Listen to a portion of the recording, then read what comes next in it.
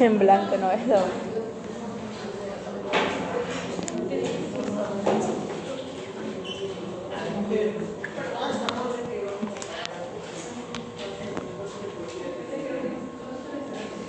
¿Qué es caso clínico? ¿Quieres saber?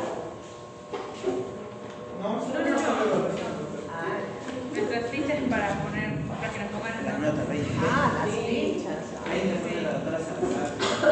20. Bueno, vamos a hacer rápido esta clase porque de hecho es muy ágil y además lo han visto ya en práctica. Ninguno de ustedes ha dejado de ver una pancreatitis aguda con seguridad, ya sea en emergencia, en piso. Entonces, esta entidad no solamente estamos del gastroenterólogo, también es del internista, también es del radiólogo intervencionista, del médico que esté en UCI, porque muchas veces se puede agravar el cuadro. Entonces, hay que tener una idea clara de cómo manejar estos pacientes, ¿no? Entonces,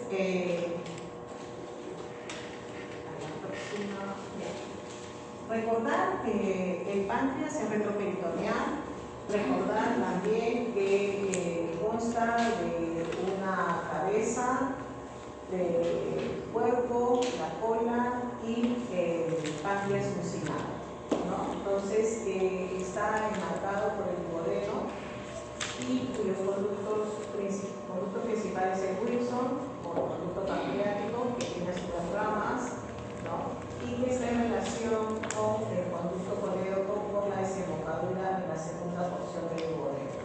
Entonces, como es retroperitoneal, definitivamente el dolor por eso se irradia hacia atrás, ¿no? Y es muy difícil verlo en un examen simple de ecografía.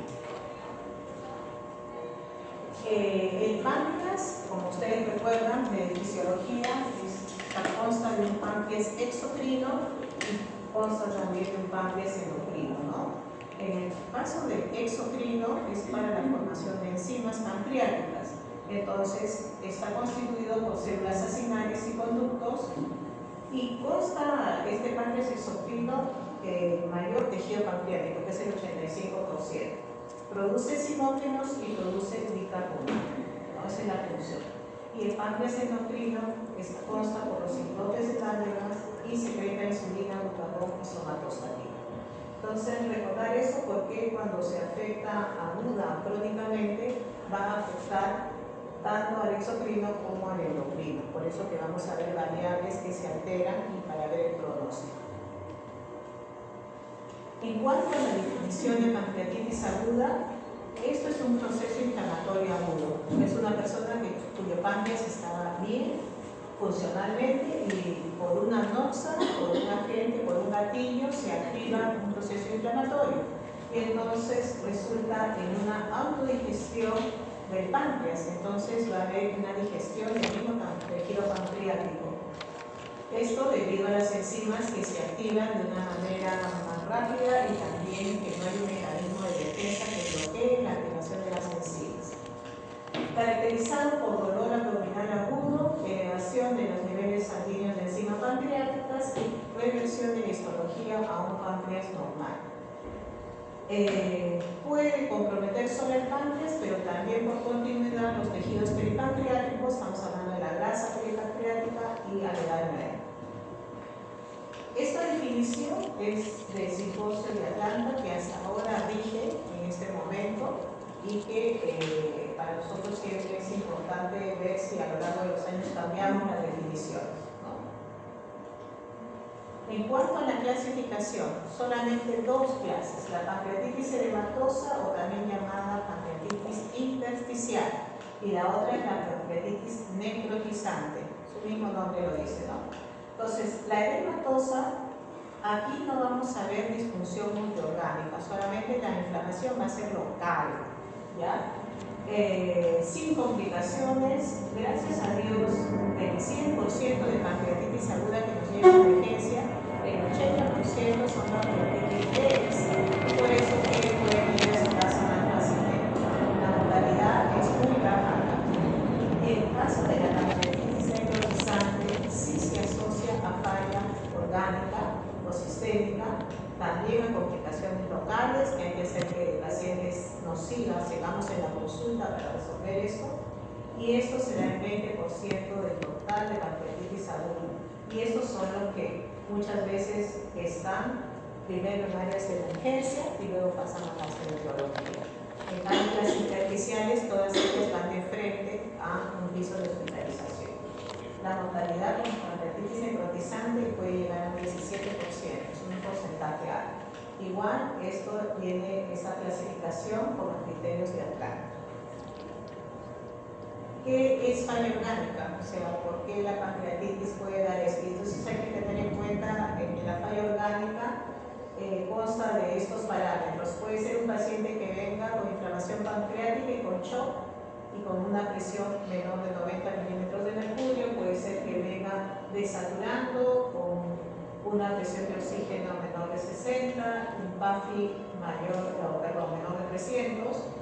O podemos tener un paciente que está haciendo retención nitrogenada, entonces estamos hablando que está haciendo una creatinina mayor de 2, y esto después que hemos hidratado al paciente, o que viene sangrando, ¿no? Viene con hematemesis o melena, y disturbios metabólicos y de coagulación. Entonces, hay que tener en cuenta cuando recibimos un paciente con diagnóstico de pancreatitis, evaluar si está haciendo una falla orgánica. Entonces, por lo tanto, tenemos que evaluarlo del pie, de la cabeza a los pies, tomar las presiones, ver su saturación, solicitar creatininas, ver si ha hecho sangrado o no, para poder saber y clasificar el pancreatitis severo, ¿no? En cuanto a la epidemiología, o sea, ¿qué le está causando la pancreatitis? Entonces, ¿y qué tan frecuente es? De hecho, es en nuestro servicio y en la mayoría de servicios la primera causa de hospitalización. Hace muchos años desplazó a la hemorragia digestiva alta. Antes, la primera causa de hospitalización era HDA, porque todavía no tratábamos el Helicobacter pylori, todavía el paciente no venía a hacer su endoscopía temprana. Ahora todo eso ha cambiado y entonces las hemorragias han disminuido. En cambio, la pancreatitis ha aumentado. El estilo de vida, nuestra comida súper grasosa, la obesidad, todo eso ha hecho que aumente la pancreatitis aguda. O sea, litiasis vesicular a la cabeza, y eso lleva a multiplicidades. Ahora, es más frecuente, esto sí, en mujeres, pero la pancreatitis aguda alcohólica es más frecuente en hombres, ¿no? Todavía en hombres tiene predilección. Y la edad en que encontramos está entre los 30 y 60 años, aunque eso también ya está cambiando, porque vemos pancreatitis en edades más jóvenes ahora, ¿no? Pacientes también que tienen embarazos, ¿no? Ahora, dentro de la fisiopatología, el páncreas, como todo órgano, tiene un sistema protector. Igual ustedes cuando estudiaron estómago, ustedes tienen un sistema de protección gástrica, igual el esófago con el clearance esofágico. El páncreas también se protege. Entonces, este sistema autoprotector disminuye en la pancreatitis aguda, ¿no? Entonces, la protección es estar depositadas en los gránulos de Simongen, o sea, estas enzimas están inactivas, ¿no? Y hay un sistema inhibidor que neutraliza las probables activaciones enzimáticas y entonces se bloquea la autodigestión.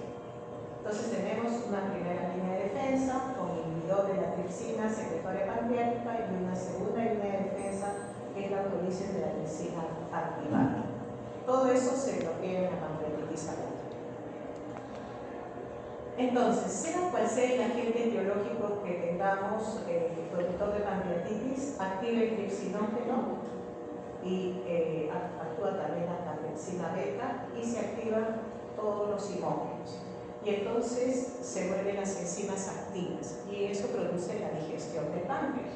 Primero hay la pérdida del compartimento celular, y entonces a nivel pancreático se produce efecto autofágico por proteasas y lipasas. Entonces se produce la digestión y la necrosis.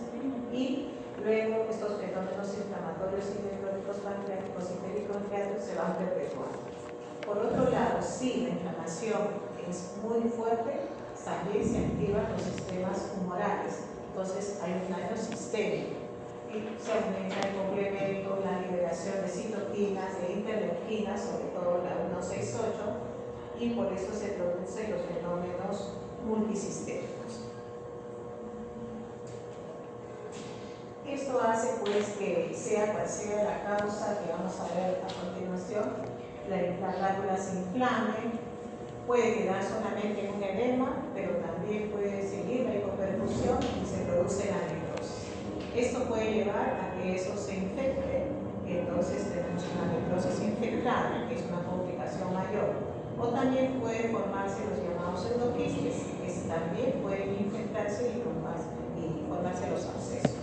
Por otro lado, esta necrosis puede también dar toxicidad peritoneal y dar peritonitis y también toxicidad sistémica, lo cual hace un daño multiorgánico que hemos expuesto. ¿Cuáles son las causas entonces de la pancreatitis aguda?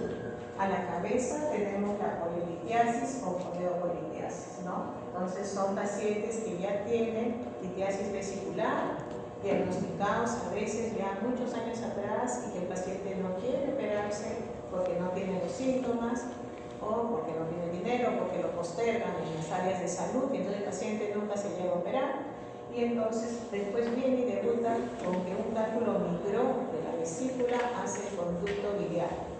A veces se queda atrapado en el conducto biliar y la coleopolitiasis y a veces pasa el conducto biliar y se va hacia el duodeno, pero ya al pasaje produjo una inflamación del páncreas, ¿no? Entonces, la coleolitiasis o coleopolitiasis actualmente es del día a día. Lamentablemente, la forma de tratar la coleopolitiasis no es un procedimiento barato, hay que hacer CEPRE, y la CEPRE es un procedimiento caro. Por lo tanto, el paciente a veces deriva y va haciendo pancreatitis 1, 2, 3 veces porque no se opera de la vesícula y entonces este paciente tiene riesgo de llegar a una pancreatitis crónica.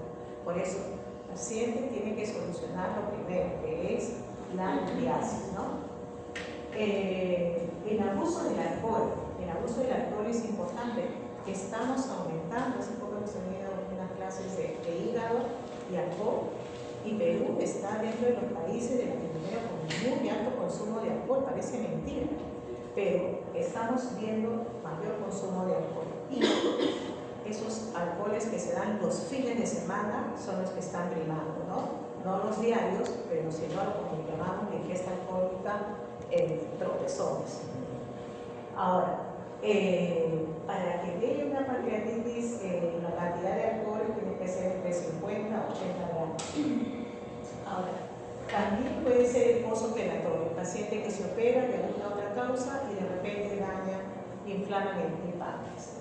La CEPRE también es causa de pancreatitis, por eso hay que tener en cuenta esto.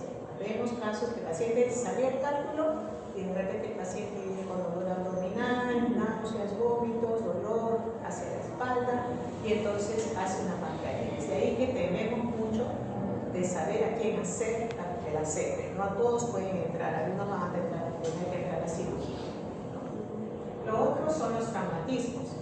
Ahora hay mucho accidente de tránsito, de moto, donde hay un trauma abdominal y muchas veces se produce una pancreatitis aguda postraumática.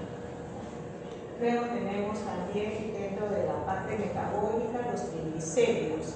Entonces, estamos viendo mucha hipergliceridemia, entonces mayor de 1000 se dice que es un factor de pancreatitis aguda, igual hipercalcemia. Luego tenemos otras más infrecuentes, digamos, pero que tenemos en cuenta. Por ejemplo, hay una patología que es la autoinmune, que también podría producir una pancreatitis, ¿no? A veces no se detecta que no hay cálculos, no hay alcohol, no ha tenido trauma, y uno dice, ¿de dónde viene la pancreatitis? Entonces a veces puede ser de tipo autoinmune.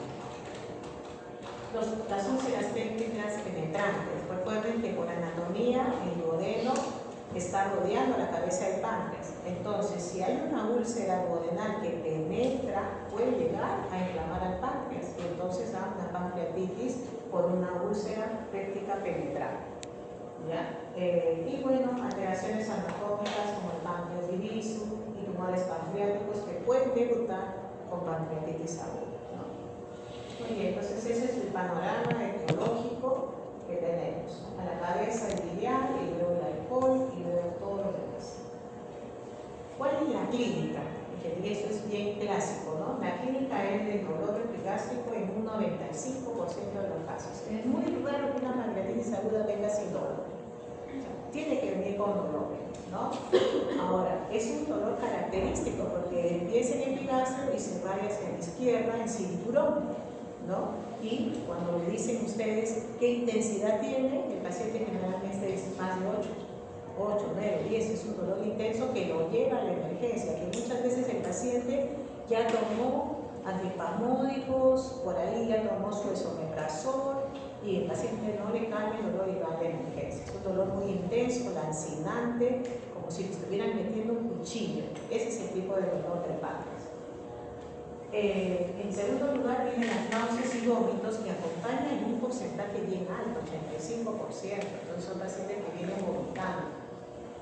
Fiebre puede dar, pero es una fiebre de bajo grado, generalmente no pasa los 37.5 centímetros ni 38, es una fiebre propia de la enfermedad inflamatoria sistémica.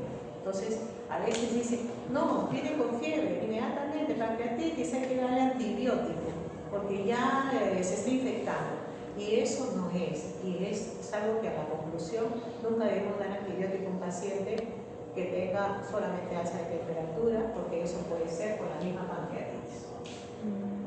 También puede haber taquicardia, hipotensión, de hecho puede venir el shock del paciente. ¿Por qué? Porque la pancreatitis hace secuestro de líquido en el tercer espacio, entonces puede haber ascitis en estos pacientes, puede haber derrame pleural izquierdo y entonces el paciente hace hipotensión por esa razón, ¿ya?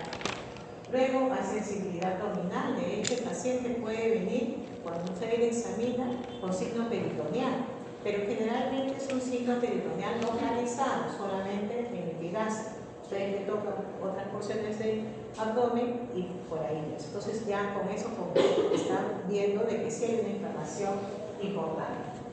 Luego hay disminución o ausencia de los ruidos intestinales. Claro, de hecho el paciente puede venir con un hilio dinámico, ¿no? Y que puede ser por el mismo dolor intenso que hace que las vísceras se paralicen, que no quieran moverse. Y lo otro que también puede haber es trastornos hidroelectrolíticos, porque viene vomitando, viene con secuestro del tercer espacio, y entonces puede ser un paciente que venga por hiponatremia, hipocalemia. Entonces, de hecho, también hay que pedir una gasometría con electrolitos para también mejorar a este paciente. Entonces, en la clínica ya vamos sacando qué es lo que vamos a solicitar. Luego tenemos ictericia leve, que puede ser leve, pero también puede ser muy marcada si es una coledocolitiasis que ha ocasionado una pancreatitis. Disnea, de hecho, porque hemos visto que puede haber derrame también. Equinosis, que es muy raro, yo eliminar la trayectoria de gastroenteróloga. Los signos de Brecht-Turner, de Pules, que se estudia en semiología, ¿no? Que es una sufusión por, digamos, pérdida sanguínea a nivel subcutáneo. Es bien raro que veamos pacientes con pancreatitis y que veamos en estos estadios. Realmente muy contaditos los casos. Y la hemorragia digestiva, estos pacientes pueden sangrar, ¿ya? Muy bien, entonces esa es la clínica en grandes rasgos. No olvidarse nuevamente de evaluar si el paciente, aparte de estos signos clínicos que vienen, también viene el shock, viene con temperaturas mayor de 38, viene taquicárdico, viene con disnea, ¿no? Entonces, y también hay que ver los leucocitos, ¿no? Si es mayor de 12.000 o menor de 4.000, indican ya una respuesta inflamatoria sistémica. Es importante evaluar. Entonces, eso también es importante y eso lo podemos obtener de entrada cuando le hacemos las funciones vitales a los pacientes. Entonces podemos saber si está en CIRS o no está en CIRS. Y seguimos con los criterios de Atlanta, que es desde el año 92, se sigue cambiando, y el último es del 2012, que todavía hasta la actualidad nos sirve. Y el diagnóstico se hace por la suma de los criterios, ¿no? Dolor abdominal, que ya lo describimos, y con la elevación de las enzimas pancreatitis. Con estos dos ya podemos hacer el diagnóstico de pancreatitis. La tercera, aquellas imágenes, solamente va a estar destinada para algunos casos, ¿no? Ahora, hay pacientes que de repente no tienes en laboratorio enzimas pancreáticas, porque de repente no la tienes, porque sucede todo en los hospitales. Y si tienes un estudio de imágenes porque estás sospechando, haces la clínica más las imágenes y acá de repente ya se ve como acá el páncreas edematoso con áreas de necrosis. Entonces, pero lo importante que ustedes deben llevarse es que la clínica y la elevación de las enzimas es lo principal. Las imágenes es para después. Y de hecho, las imágenes no se piden, la necrosis no se forma dentro de las 24 horas, porque si no, no lo van a ver. Entonces, si tú haces una tomografía a las 24 horas que el paciente llega, la tomografía te va a salir normal. Y entonces uno va a tener una mal percepción de lo que está ocurriendo en este paciente. Por eso las imágenes, si va a entrar dentro de los criterios diagnósticos, hay que pedirlas después de las 72 horas. En cuanto a la milasa y la lipasa, la milasa es la que se eleva primero, entonces tenerla en cuenta, se eleva dentro de las 4 a 8 horas de que el paciente ha iniciado su cuadro doloroso y persiste entre 2 a 4 días. Entonces, si ese paciente viene con un tiempo de enfermedad de 7 días, con dolor abdominal, ha ido a emergencia y lo mandó a su casa, otra vez fue a emergencia y le pusieron suesto y lo mandaron a su casa, y ya viene con 7 o 8 días de enfermedad, le pides una milasa y va a salir normal. ¿Por qué? Porque ya cayó su curva, o sea, se eleva entre las 4 o 8 horas y luego cae, ¿no? Entonces, por lo tanto, la milasa va acompañada también de la lipasa, ¿ya? Porque la lipasa permanece elevado por 8 o 14 días. Entonces, es una enzima que va a permanecer más en el tiempo. Entonces, si pueden pedir las dos, pidan. Si tienen que pedir una y el tiempo de enfermedad es corto, con la milasa suficiente. Si es un tiempo más largo, ya piden la lipasa. Si tienen que elegir por costo, porque a veces el paciente dice, no, yo tengo solamente para un examen, doctor, dígame cuál lo hago. Entonces pidan la lipasa. Ok, entonces hay otras que se han estudiado, como el pioxinógeno y la astasa 1, pero realmente no son prácticos y son más costosos. Luego, ¿qué hay que hacer? Luego que uno ya tiene el diagnóstico de pancreatitis, tiene que hacer imágenes, ¿no? Recuerden que la primera causa es litiasis vesicular, coledocolitiasis. Por lo tanto, entonces hay que pedir una ultrasonografía, o sea, una ecografía. Ahora, esta ecografía no es para ver páncreas, porque no nos va a servir. El paciente viene probablemente que ha comido, probablemente hay mucho gas, entonces el páncreas no lo vamos a poder visualizar, pero la vía biliar sí. Entonces, por lo menos, ¿ya qué me va a decir? Me va a decir si hay cálculos en la vesícula, me va a decir que si hay un colédoco dilatado y probablemente una coledocolitiasis, me va a decir incluso si hay el cálculo, lo ve el cálculo dentro del colédoco, o me va a decir si fuera un tumor pancreático y que está debutando con pancreatitis, me va a decir, bueno, veo un tumor, una tumoración a nivel de la cabeza del páncreas, ¿no? Entonces, la ecografía es el primer examen que ustedes deben pedir, ¿ya? Luego, la tomografía con contraste, se tiene que hacer con contraste para ver la necrosis. Se indica en todo paciente con pancreatitis cuyos criterios van a ser de severidad. Cuando ahora vamos a ver los próximos, cómo lo clasificamos, entonces se pide cuando creemos que es severa, los predictores son de severidad, y lo pedimos después de las 72 horas. Algunos hablan de 48 horas, pero nunca dentro de las 24. ¿Verdad? Luego, la resonancia magnética, los que no pueden hacer son alérgicos al yodo y enfermedad renal. ¿Cuáles son los predictores de severidad? Tenemos, una vez que ya tenemos el diagnóstico, ya vimos por lo menos si es biliar o no biliar, ¿no? Entonces veo los indicadores de severidad, los predictores de severidad. ¿Quién es predictor leve y quién es de predicción severa? Y entonces hay algunos indicadores de blanca, como estamos diciendo acá. Si un paciente viene hipotenso, el show ya me está diciendo de que no es tan leve la cosa, igual si está hipóxico, si hay daño renal o si hay sangrado gastrointestinal. Igual las complicaciones locales también me están diciendo, ya sea necrosis, cirrosis o abscesos, si es que existe, me está diciendo que hay severidad. Estos son indicadores, digamos, aislados. Acá, por ejemplo, tenemos un cirrosis pancreático, ¿no?, que está en la cabeza del páncreas. Acá tenemos un páncreas, y solamente este es el conjunto pancreático y todo lo demás es inflamación, necrosis y conexiones. Entonces, hay signos de alarma pancreáticos aislados que yo puedo decir que este paciente me va a ir mal. O sea, es una pancreatitis que yo probablemente, ¿qué predictor tiene de severidad? Uno de ellos es la obesidad. Entonces, tengo un paciente ya con diagnóstico de pancreatitis aguda y es obeso, eso suma un punto para hacer de mal pronóstico. Lo otro es la edad mayor de 55 años. Un paciente que tiene pancreatitis más de 55 también es de mal pronóstico. Entonces, aquí ya la edad es importante. Los pacientes que vienen con defensa abdominal, o sea, un signo peritoneal, con milio.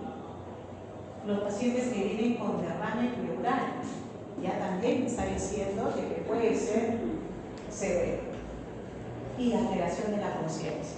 Un paciente que viene con un Glasgow bajo, ¿no?, entonces me puede decir que está también con severidad. Esos son los clínicos. Y los analíticos, porque de hecho llega el paciente, hay que pedir hemograma, hay que pedir todo un plan de trabajo. Yo quiero pedir el PCR. Si el PCR es más de 150 miligramos por litro a las 48 horas, o sea, no el PCR del inicio, sino el PCR a las 48 horas, entonces yo puedo decir que este es un marcador de severidad. Y algunos estudios dicen que con solamente este marcador de PCR mayor de 150 ya puedo decir que el paciente tiene una pancreatitis severa, ¿no? Sin embargo, nosotros tenemos que hacer varios marcadores, no podemos quedarnos con uno solo. El hematocrito mayor de 44, ¿qué me está indicando? Una hemoconcentración. Paciente con pancreatitis que está hemoconcentrado es de mal pronóstico, es que me está haciendo probablemente un daño multiorgánico. Y, ¿dónde fui? ¿Verdad? Ok. Y el otro son los criterios radiológicos, el derrame pleural y la citis. Entonces, estos factores independientes ya me está dando alarma. Ahora, los criterios de severidad lo vamos a ver por varios scores, ¿no? Y estos también ya el NetCalc está en la calculadora, fácilmente lo podemos sacar en la cama del paciente, colocando estos factores y te dice si está con severidad o no. Entonces, ¿cómo es lo de Ramsay? En Ramsay ya tenemos la edad de 55, mayor de 55 años, me da un punto, ¿ya? Si tengo un paciente que llegó con unos leucocitos mayor de 16.000, tiene 20.000, 23.000, ya tengo 2 puntos. Y tengo una glucosa, porque hay alteración pancreática, y sabemos que el páncreas endocrino puede alterarse, por eso la glucosa aumenta. Entonces tenemos más de 200 miligramos por decilitro, ya tenemos 3 puntos. De repente el DHL no hay en el laboratorio, bueno, no lo hicieron, y la TGO me sale 150. Ya tengo 3 puntos. 3 puntos a más me indican que ya el paciente tiene pronóstico de severidad, o sea, mal pronóstico. ¿Ok? Entonces, ya la admisión, ya ni siquiera necesitaría esto para decir que es 3 puntos. ¿Ya? Sin embargo, algunos llegan pues jóvenes, 25 años, de repente solamente tengo leucocitosis, tengo la glucosa normal, GH normal, TGO normal, entonces acá me quedo con un 1, entonces ahí tiene la duda, ¿no? ¿Es leve o es severo? Entonces yo trato de completar los criterios, ¿ya? Entonces busco a las 48 horas si ya ha disminuido el hematocrito, busco si ha aumentado el nitrógeno de la urea sanguínea, el calcio si ya ha bajado, porque va a haber saponificación de grasas, veo si mi presión de oxígeno está menor, si hay déficit de base mayor de 4 y si hay secuestro de líquidos, o sea, con asitis de la mujer. Entonces, ya lo completo. El ranzo, hasta el momento, lo seguimos usando. Ya es un criterio que el primero que salió y que todavía tiene vigencia. Luego salió el Apache. Entonces dijeron, no, vamos a hacer otros criterios más precisos que nos digan si esa pancreatitis va a ser severa y lo tengo que llevar a UCI. Entonces ahí dijeron, bueno, mezclemos parámetros. Y acá están los parámetros que son muy rápidos de ver, ¿no? Temperatura, frecuencia cardíaca, frecuencia respiratoria, presión arterial media. Eso lo tenemos al toque cuando llegue el paciente, ¿cierto? Luego, leucocitos, hematocrito con un hemograma. El sodio, el potasio, el bicarbonato lo tenemos, la presión de oxígeno, con un dosaje de gases arteriales. Entonces a estos pacientes con alerta, así como le piden un hemograma y todo, pídanle un dosaje de gases arteriales. Sobre todo si ya viene un paciente con predictores aislados, como un hematocrito de 44, como si tendría derrame pleural. Entonces ahí hay que ser más acuciosos. Entonces, pedimos esto, acá también está la creatinina, que es bien importante, y el score de coma de blanco, o sea, si hay alteración del sensor. Puntos por edad y puntos por salud. Todo esto está, como le digo, lo carga en el sistema y le sale un puntaje. Entonces, y el otro es el BISAP. El BISAP es muy usado por nosotros los gastroenterólogos y acá vemos estos parámetros, como es el BUM mayor de 25, el deterioro del estado mental. Ya están viendo que el deterioro del estado mental es uno de los que siempre están presentes. Si hay SIDS, si le dan mayor de 60 y si hay efusión pleural.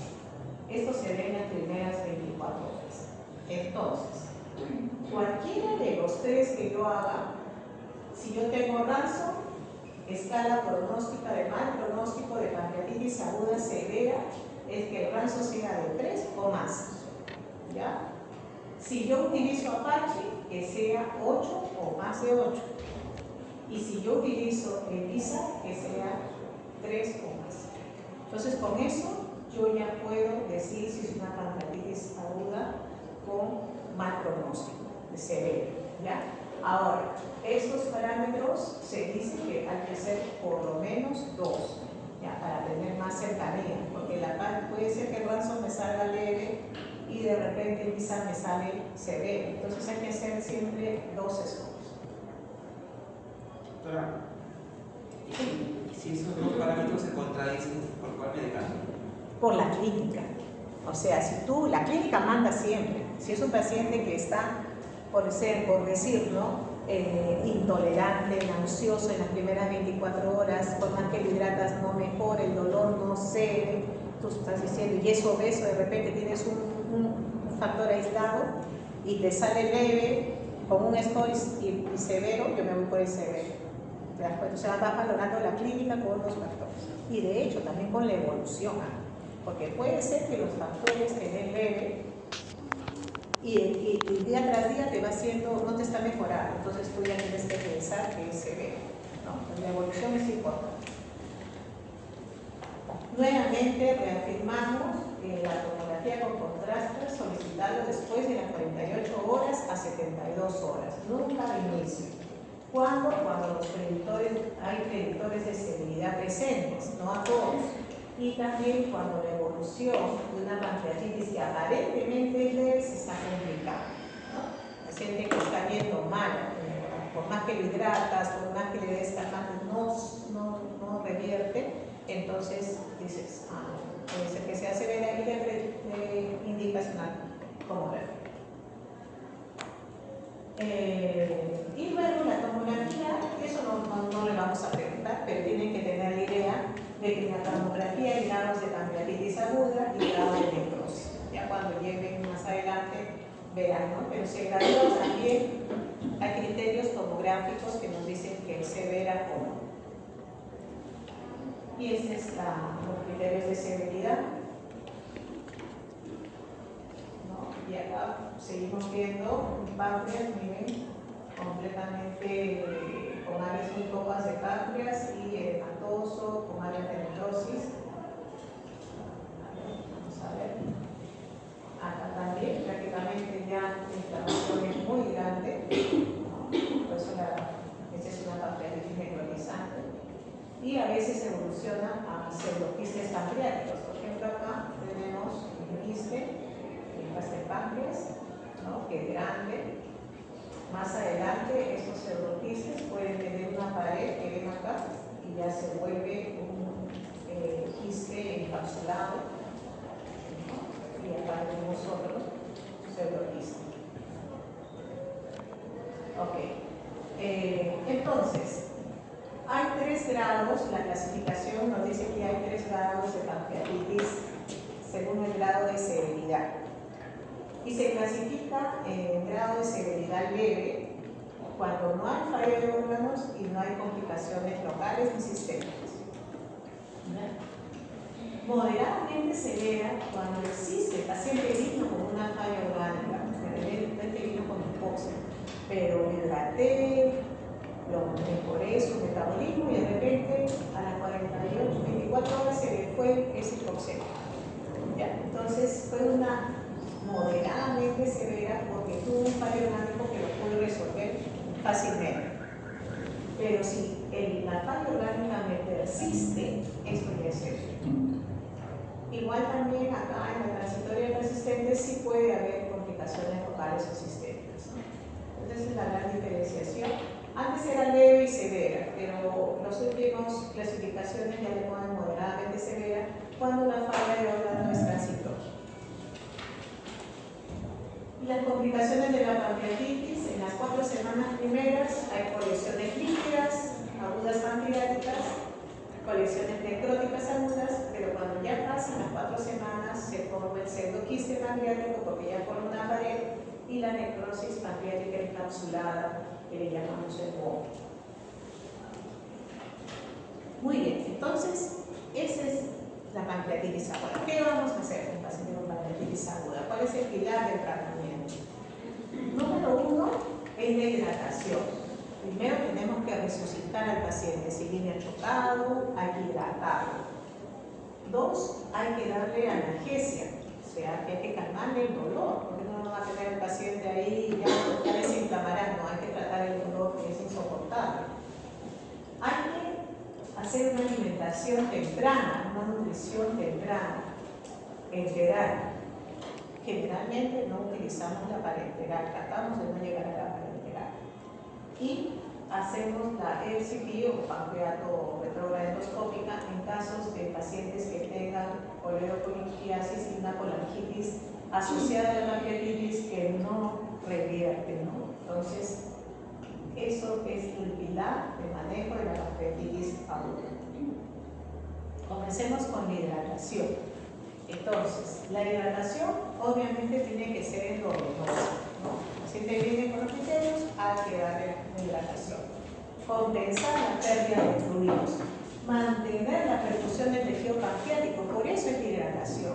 Porque tenemos que evitar que se siga necrosando, o sea, que se necrose el páncreas. Entonces tiene que haber buena irrigación, por lo tanto tiene que haber un buen nivel de presión y de flujo.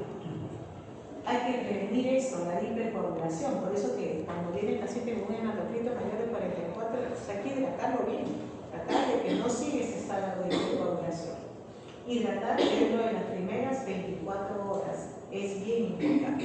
O sea, acá no es que, no debería haber que tengan los exámenes de laboratorio, no.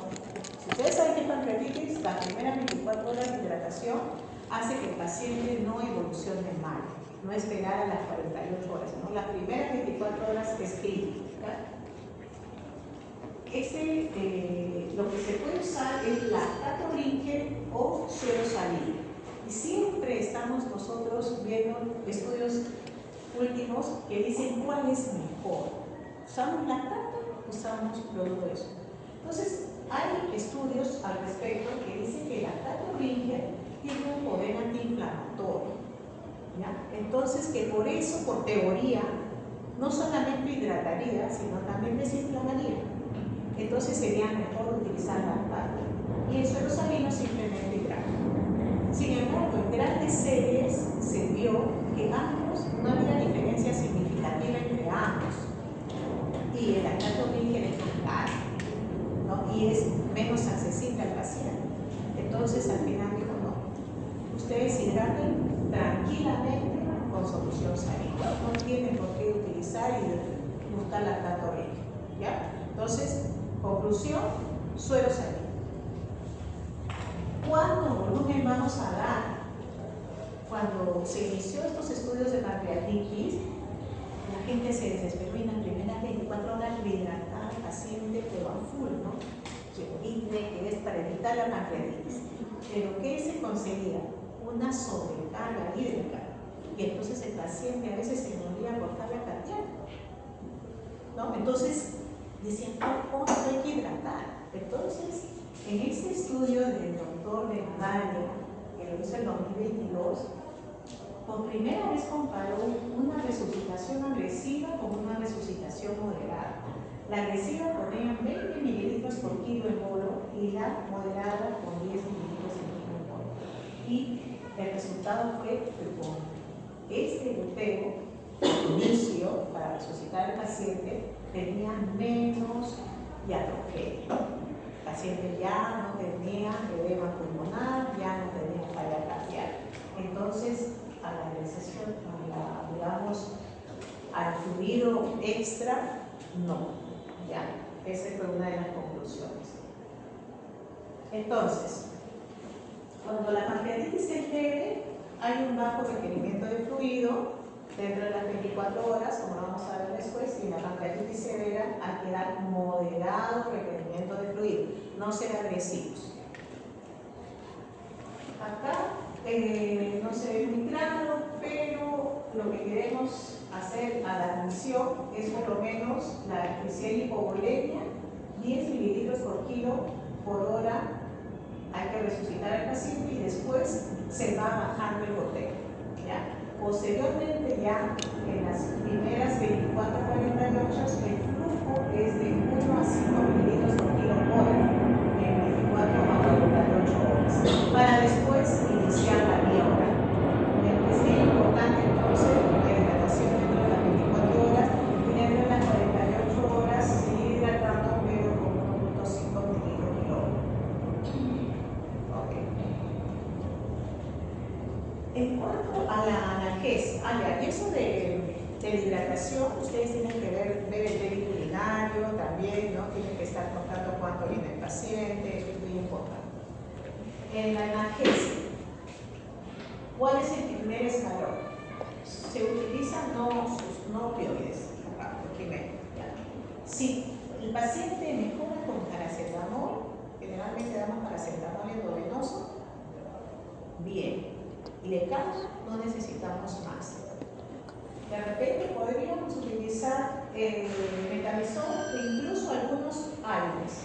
Sin embargo, hay que tener siempre respeto a los AINES, ¿no? Entonces utilizamos paracetamol, metamizol en los pacientes y le va bien. Si yo coloco paracetamol, metamizol como horario cada 8 horas y el paciente no me va bien, sigue con dolor, entonces yo paso al segundo escalón, que son opioides débiles, ¿no? Y acá tenemos a la cabeza el tramadol y luego la pepidina y los demás. Acá en el hospital tenemos tramadol, pepidina, con lo cual la mayoría de los pacientes se esto. Muy pocos pacientes llegan al tercer escalón, que son ya los opioides potentes, clásicos, donde está la morfina, ¿no? El fentanilo. Pero, como les digo, la mayoría podemos manejarlo a ese nivel. Bueno, la elección de la analgesia es individualizada. y luego viene la nutrición. Entonces, yo me acuerdo que cuando yo hacía mi residencia acá en el hospital, nosotros teníamos al paciente por norma tenerlo 3 días en NPO. 3 días, así se manejaba hace 30 años. Entonces, ¿quién era la regla, no? Hepatitis aguda, NPO, 3 días, después iniciaba la vida. Y cuando se dijo de que se producía en estos pacientes una translocación bacteriana por no darle justamente de comer, y eso hacía de que el paciente con necrosis se infectara. Entonces teníamos más pacientes con necrosis infectada. Entonces se dijo, no, hay que dar alimentación temprana. Esa alimentación temprana hizo que baje las infecciones de la necrosis, y eso ha hecho que haya disminución de la mortalidad. Entonces, pasa. Entonces, ¿qué hay que hacer? El NPO ya no va, quizás solamente el primer día cuando llega el paciente. Posteriormente, si al segundo día el paciente ya no tiene dolor, ya no está vomitando, está mejor, yo puedo iniciar una dieta, ¿no? Puedo iniciar una dieta. Entonces, ¿cuándo iniciar la dieta? Cuando baje el dolor. No que no tenga dolor, porque si llega a 19, pero ya del 1 al 10, 2. Eso no va a decir, no va a querer que esté 0. Puede ya iniciar una tolerancia oral.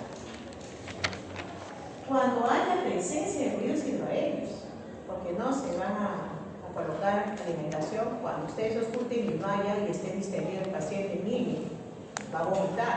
Entonces, tiene que haber ruidos hidroaéreos. Y cuando no haya vómitos, ¿no? Entonces, inicio la vía oral. Muchos decían, ¿cómo inicio? ¿Con agua o ya me doy comida?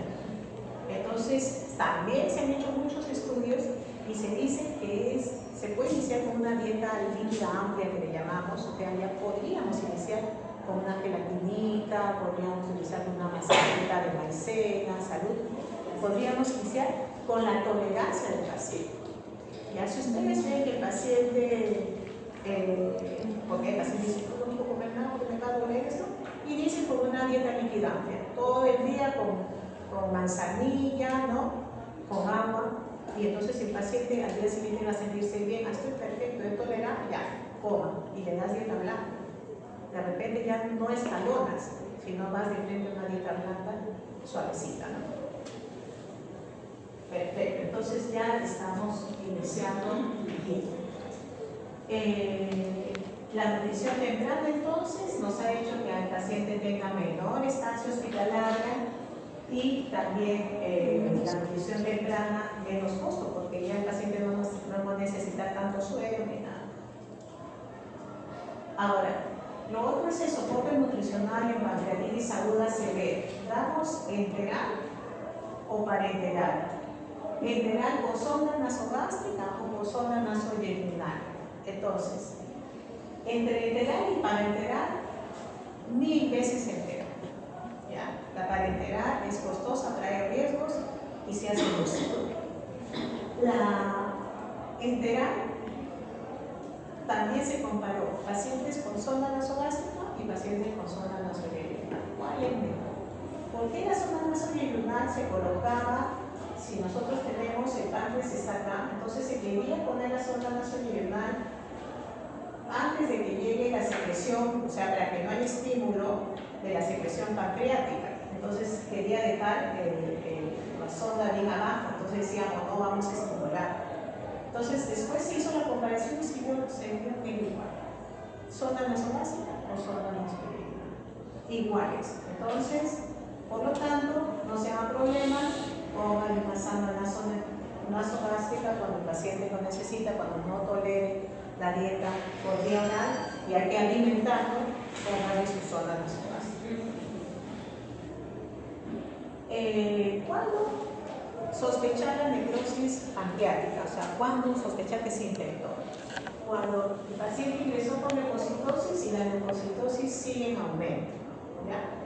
Luego, cuando hay una fiebre persistente, porque llegó con 38 o 37 y medio, ustedes decían es por la inflamación, pero pasan los días y ya es 39 o es 40. Pues, ¿qué pasó? O se infectó el páncreas obtiene otro punto de infección, porque recuerden que el paciente también le puede dar una neumonía, también puede tener una flebitis. Entonces no crean que solamente la fiebre por la pancreatitis está infectada. Fíjense el paciente si tiene otros focos antes de decir que esta es una pancreatitis necrosis infectada. Se puede utilizar antibióticos si es que es la sospecha grande, y cuando se está mucho en duda se puede hacer una aspiración de la zona del páncreas que está necrosada para ver si cultivarla. Bueno, esto ya lo pasamos porque hemos hablado de esto. Ya. La necrosis infectada, diagnóstico con aguja de aspiración, tratamiento. Ahora con la radiología intervencionista ya no se llega tanto a la cirugía, porque la radiología intervencionista puede drenar esto. Entonces, inmediatamente llamamos a los radiólogos. En el caso de los pseudoquistes, muchas veces son asintomáticos cuando son menos de 6 centímetros y hay que seguirlos. Seguimos por consultorio externo y estos pseudoquistes van disminuyendo el tamaño conforme pasen los meses. Y cuando es más de 6 centímetros, que persiste más de 6 semanas, debe tratarse y debe drenarse. Las fístulas también pueden ocurrir, pueden ocasionar ascitis, eflusiones pleurales, y hay que hacer el drenaje por toracocentesis o paracentesis. También se puede colocar a través de la cetre los stent pancreáticos, ¿no? Si es que hay fístulas. Y la IRCP, que ya vamos a hablar del doctor que habló sobre colangitis, es el procedimiento que usamos solamente si el paciente tiene una colangitis severa que no cede. Entonces es sacar el cálculo de la vía biliar a través de un endoscopio. Eso ya no se puede ver muy bien. Ok. Entonces, acá está nuestra mamá de San Fernando, mi promoción, acá estoy yo. Siempre nos reunimos, como ustedes van a hacer en el futuro, visitando siempre y agregando nuestra mamá, ¿no? Muy bien. ¿Alguna pregunta de pancreatitis aguda? Es muy dinámico, lo van a ver, así es que en las preguntas de examen vamos a poner casos clínicos y generalmente es para que vean si es leve o severa, ¿no? Si van a pedir o no tomo o no, si hay CIRS o no. Entonces, eso es lo que para que revisen, ¿no? En cinturón. Sí, es en cinturón, pero sobre todo se da hacia el lado izquierdo. ¿Ya? Pero sí, es clásico. Difícilmente otro órgano puede simular eso. Y es por la inervación, ¿no? Pero a la izquierda. Sí, lado izquierdo. Ok, entonces vamos a la otra. Si me pueden poner